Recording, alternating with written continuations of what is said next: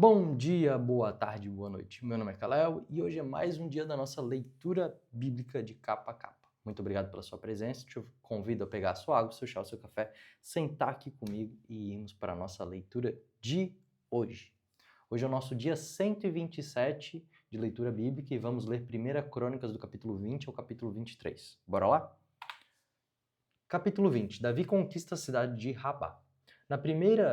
Na primavera seguinte, na cidade, na época do ano em que os reis costumavam sair para a guerra, Joabe saiu com o seu exército e invadiu o país de Amon. Porém, o rei Davi ficou em Jerusalém, o exército israelita cercou, atacou e destruiu a cidade de Rabá. Moloque, o ídolo dos amonitas, tinha uma coroa que pesava mais ou menos 34 quilos. A coroa era de ouro e nela havia uma pedra preciosa que Davi tirou e colocou na sua própria coroa. Davi levou também de Rabá muitas coisas de valor. Ele fez o povo sair da cidade e o obrigou a trabalhar com serras, enxadas e machados.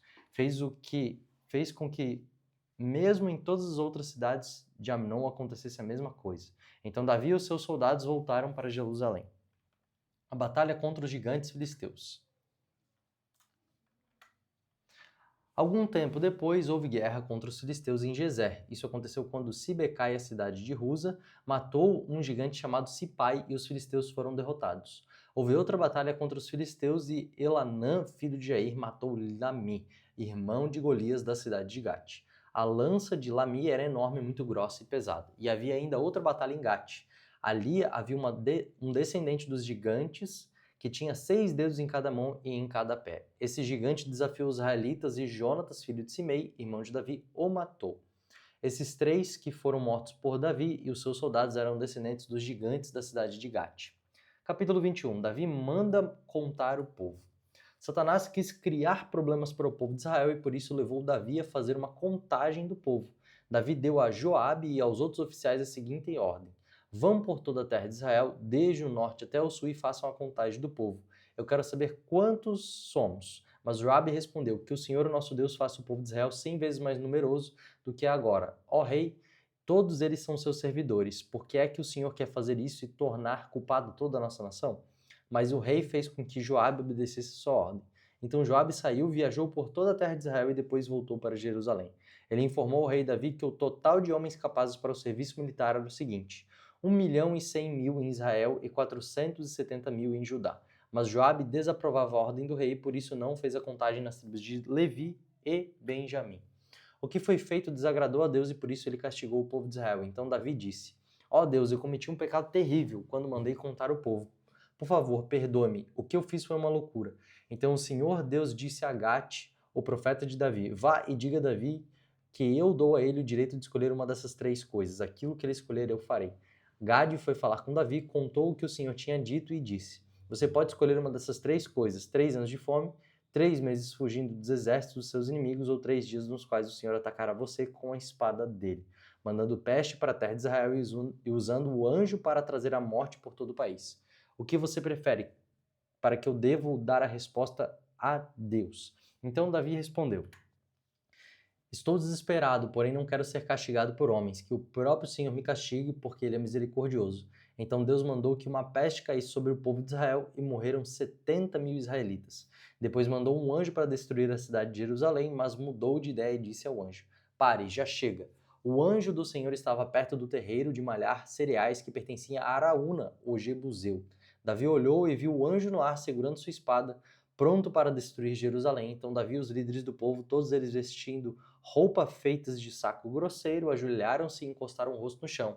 Aí Davi orou assim: ó Deus, fui eu que errei, fui eu quem mandou fazer o recenseamento. O que foi que essa pobre gente fez? Ó Senhor meu Deus, castiga a mim e a minha família e poupa o teu povo. Então o anjo do Senhor disse a Gade que mandasse Davi construir um altar para Deus no terreiro de malhar cereais que pertencia a Araúna. Davi obedeceu a ordem do Senhor e foi como Gade lhe tinha dito. Ali no terreiro, Araúna e os seus 4 filhos estavam malhando trigo. Quando viram um anjo, os filhos fugiram e se esconderam. Ao ver Davi chegando, Araúna saiu do terreiro, ajoelhou-se e encostou o rosto no chão. Então Davi lhe disse: quero que você me venda o seu terreiro de malhar cereais, a fim de que eu construa nele um altar para Deus o Senhor, e assim a peste acabe. Eu pagarei um preço justo por ele. Araúna disse: fique com o terreiro e faça com ele o que quiser. Aqui estão esses bois para serem queimados em sacrifício no altar, as tábuas de debulhar cereais para serem usadas como lenha e também trigo para dar como oferta. Eu lhe dou tudo isso. Mas Davi respondeu: Isso não, eu pagarei o preço justo. Não vou dar como oferta ao Senhor coisas que são de vocês, coisas que não me custaram nada. E pagou a Araúna quase 7 quilos de ouro pelo terreiro. Então construiu ali um altar para Deus e ofereceu sacrifícios que foram completamente queimados e ofertas de paz. Ele orou e Deus respondeu mandando fogo do céu para queimar os sacrifícios que estavam no altar. O Senhor Deus mandou que o anjo colocasse sua espada na bainha e ele obedeceu. Naquele instante, Davi entendeu que Deus havia respondido sua oração e por isso ofereceu sacrifício no altar do terreiro de malhar cereais.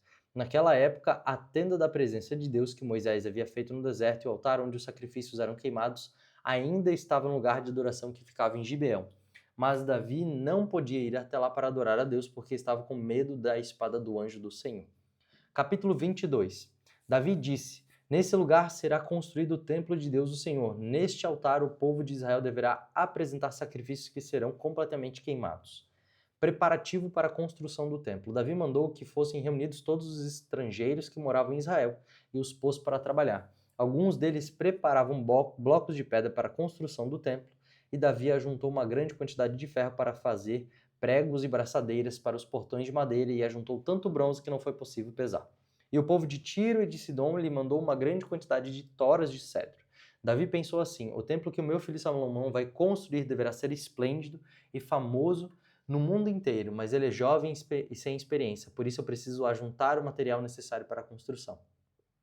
Por isso Davi, antes de morrer, ajuntou uma grande quantidade de material e mandou chamar o seu filho Salomão e ordenou que ele construísse um templo para o Senhor, o Deus de Israel. Davi disse: Meu filho, eu quis construir um templo em honra do Senhor, meu Deus, mas ele disse que eu havia matado muita gente e feito muitas guerras, portanto, por causa de todo o derramamento de sangue que eu causei, ele não me deixaria construir um templo para ele. Porém, Deus me fez uma promessa.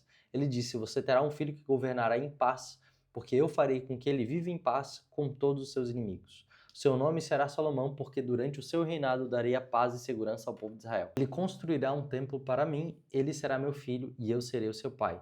Os seus descendentes governarão Israel para sempre. E Davi continuou: Agora, meu filho, que o Senhor, seu Deus, esteja com você para que você consiga construir um templo para ele, conforme o que ele prometeu que você faria. E o que o Senhor, seu Deus, lhe dê inteligência e sabedoria para que você possa governar o povo de Israel de acordo com a lei dele. Se você obedecer a todas as leis que o Senhor deu a Moisés para o povo de Israel, tudo irá bem para você. Seja forte e corajoso, não desanime nem tenha medo. Quanto ao templo, com muito esforço, eu ajuntei mais de 3.400 toneladas de ouro e mais de 34.000 toneladas de prata para serem usadas na construção. Além disso, há uma quantidade tão grande de bronze e ferro que nem dá para contar. Também armazenei madeira e pedras preparadas, mas você deve arranjar mais. Para o serviço você tem muito trabalho, muitos dos trabalhadores. Há homens para trabalhar nas pedreiras, há carpinteiros e pedreiros e também uma grande quantidade de especialistas em todo tipo de trabalho, em ouro, prata, bronze e ferro. Portanto, mãos à obra e que o Senhor Deus o ajude. Davi ordenou a todos os líderes de Israel que ajudassem Salomão. Ele disse: O Senhor, o nosso Deus, tem estado com vocês e lhes tem dado a paz por todos os lados. Ele deixou que eu conquistasse todos os povos que moravam nessa terra e agora eles são dominados por vocês e por Deus. Portanto, sirvam ao Senhor, o seu Deus, com todo o coração e alma e comecem a construir o templo para que possam colocar nele a arca da aliança do Senhor e os outros objetos usados na adoração. Quando já estava bem velho, Davi pôs seu filho Salomão como rei de Israel. Os trabalhos dos levitas. O rei Davi reuniu todos os líderes israelitas e todos os sacerdotes levitas. Foram contados os levitas de 30 anos para cima e o total foi de 38.000 homens. O rei nomeou 24.000 deles para administrarem um trabalho de construção do templo, nomeou também 6.000 para fazerem a escrita e resolverem os problemas que surgissem.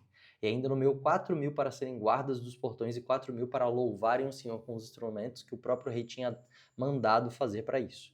Davi dividiu os levitas de acordo com os 3 grupos de famílias que descendiam de Gerson, Coate e Merari. Gerson foi pai de 2 filhos, Ladã e Simei. Ladã foi pai de 3 filhos, Jeiel, Zetã e Joel, que foram os chefes dos grupos de famílias descendentes de Ladã. Simei foi pai de 3 filhos, Selote, Raziel e Harã. Simei foi pai de 4 filhas, Jaate, Ziza, Jeús e Berias. Pela ordem de idade, Jeús e Berias não tiveram muitos descendentes e por isso foram colocados como um só grupo de famílias. Coate foi pai de 4 filhos, Anrão, Izar e Hebron e Uziel. Anrão foi o filho mais velho, foi o pai de Arão e Moisés. Arão e os seus descendentes foram separados para sempre, a fim de tomar conta dos objetos sagrados, para queimarem incenso na adoração a Deus, o Senhor, e para o servirem e para abençoarem o povo em seu nome. Mas os filhos de Moisés, homens de Deus, foram contados entre os levitas. Moisés foi pai de 2 filhos, Gerson e Eliezer. O líder dos filhos de Gerson foi Sebuel. Eliezer foi pai de somente um filho chamado Reabias, mas Reabias teve muitos descendentes. Izar, o segundo filho de Coate, foi pai de um filho chamado Selomite, que foi o chefe do seu grupo de famílias. Hebron, o terceiro, foi filho de Coate, foi pai de 4 filhos, Gerias, Amaria, Jaziel e Jecameão. Uziel, o quarto filho de Coate, foi pai de 2 filhos, Mica e Isias. Merari foi pai de 2 filhos, Mali e Muzi. Mali também foi pai de 2 filhos, Eleazar e Quis. Mas Eleazar morreu sem deixar nenhum filho homem, só deixou filhas. Estes casaram com os primos, os filhos de Quis. Muzi, o segundo filho de Merari, foi pai de 3 filhos, Mali, Éder e Jerimote. Foram estes os descendentes de Levi por famílias e por grupo de famílias registrados nome por nome. Todos os seus descendentes da idade de 20 anos para cima eram responsáveis pelos serviços do templo de Deus, o Senhor. Davi disse: O Senhor, o Deus de Israel, tem dado paz ao seu povo e morará em Jerusalém para sempre. Por isso, os levitas não precisam mais carregar a tenda da presença de Deus, nem os seus objetos usados na adoração. Assim, de acordo com as últimas ordens de Davi, quando completava 20 anos de idade, os levitas eram registrados para o serviço.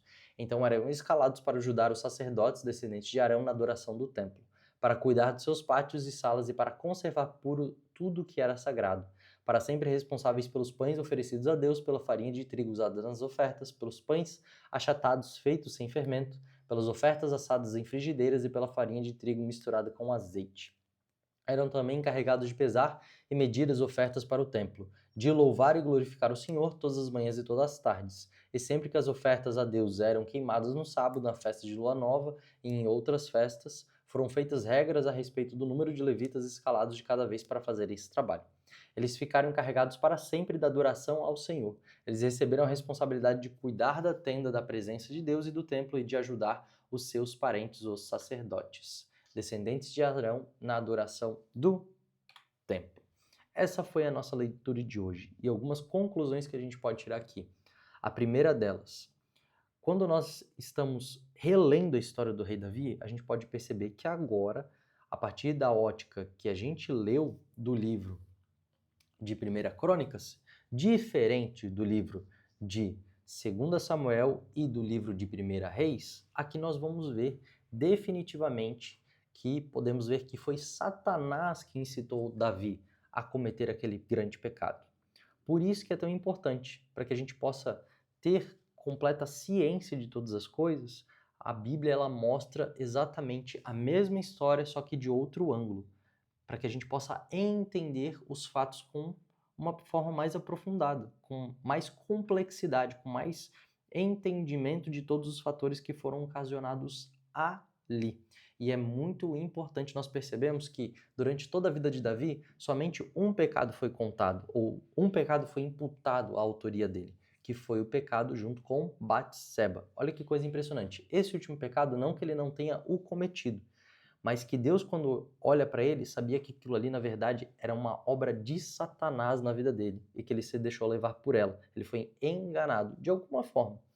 Outra coisa muito importante quando a gente percebe isso é que como é importante nós termos pessoas que têm várias visões diferentes sobre a nossa vida. É muito importante quando nós vamos pedir conselho, nós não ficarmos apenas com um conselho. Por isso que a palavra fala que na multidão de conselheiros há sabedoria. Não é que cada um daqueles conselhos é sábio, é que na somatória de todos aqueles conselhos eu tenho uma visão holística do que pode estar acontecendo com a minha vida. Por isso que é tão importante a Bíblia relatar várias vezes o mesmo acontecimento, para que a gente possa ter uma visão para ter sabedoria daquilo que está acontecendo, para adquirir a sabedoria. Outra coisa muito legal que a gente pode ver aqui também é quando o rei Davi entende perante a mensagem de Deus que ele não vai ser aquele que vai construir o templo de Deus, mas sim o seu filho. Nesse ponto muito em específico, nós precisamos parar e ter atenção de que, da mesma forma que Davi, que era o pai de Salomão, preparou todas as coisas para que a obra na vida do seu filho pudesse ser estabelecida com uma garantia, da mesma forma, Deus dá a garantia para nós de que há subsídio para todas as coisas que nós precisamos fazer, mediante a vontade dele, vão ser concluídas. Kalel, como assim? Eu não entendo. A palavra, ela vai nos dizer que antes da fundação do mundo, Deus nos preparou obras santas, boas e verdadeiras para nós realizarmos. Então, se hoje você está se encontrando um trabalho que você não consegue realizar aquele trabalho, há duas alternativas. Ou Deus não quer que você fique ali, ou Ele já deixou separado tudo que é necessário para que você realize o trabalho que você precisa fazer. E a única coisa que você precisa é acreditar que tudo aquilo que é necessário já foi separado. Não somente para o seu trabalho, para a sua vida também. Tudo aquilo que é necessário para a sua vida, Deus já separou, Deus já deixou decretado a seu respeito, para que você não pudesse sofrer com nenhuma necessidade. Não simplesmente que faltasse pão, mas que não faltasse nada daquilo que é necessário para a construção da história de Deus na sua vida. A palavra de Deus ela vai falar que se Cristo foi dado por nós, Deus também não daria todas as demais coisas. Então hoje, se você está sofrendo, justamente porque você olha para um lado e para o outro e não encontra as coisas necessárias, repense. Porque Deus é o seu Senhor, Deus é o seu pastor e nada ele deixará faltar. Outra coisa muito importante que a gente vai notar aqui também, no fim dos textos, é que a gente vai ver exatamente sobre a velhice de Davi e como ele separou e deixou todas as coisas separadas em relação aos levitas. E uma dessas frases é muito, muito importante para nós, porque vai falar que os levitas eles eram encarregados sobre a adoração do templo. A vida deles deveria ser voltada para adorar o Senhor. Os levitas não simplesmente tinham a fonte de subsídio deles em relação à administração do templo, as ofertas, porque eles recebiam para se ter o subsídio deles e também para ter uma vida cotidiana como qualquer outro. Mas a grande questão aqui é que eles poderiam também ter vacas, eles também poderiam ter vinhas, eles poderiam ter outras fontes de renda. Isso não era proibido, mas a principal função deles era ser homens da veste sacerdotal. O que isso fala para nós? Isso fala para nós no Novo Testamento, através do sacerdócio de todos os santos, que a nossa principal responsabilidade é parecida com a deles, se não igual a deles. Só que de uma outra forma, a nossa principal responsabilidade é adorar ao Senhor. É estar na casa de Deus ministrando o Senhor. E quando eu falo isso, eu não falo simplesmente para todo mundo abandonar o seu negócio, para todo mundo abandonar a sua forma de renda e todo mundo virar pastor, pastora. Não, o que eu estou dizendo é que o principal em meio a tudo que eu estou fazendo é o sacerdócio. É eu trazer todas as coisas que eu faço no âmbito de agradar a Deus e fazer a sua vontade, para que Ele seja glorificado. Isso é sacerdócio e isso é adoração. Então, meu irmão, minha irmã, repense a sua forma de viver a sua vida. Se a sua vida é separada entre secular e igreja, se a sua vida é separada entre aquilo que é santo e profano, repense a sua vida. Não existe vida dicotômica ou tricotômica. Você não pode fragmentar a sua vida. Deus é um só. E a sua vida também precisa ser uma só. Todas as coisas precisam estar diante dele. A sua vida é feita para adorar o Senhor. Essa é a sua principal função. E todas as demais coisas, elas simplesmente se encaixam no seu devido lugar. Que Deus possa te abençoar, que todas essas palavras entrem como uma espada de dois gumes no seu coração, fazendo você discernir e ter sabedoria. Te espero aqui para amanhã, para mais um dia. Muito obrigado, até mais.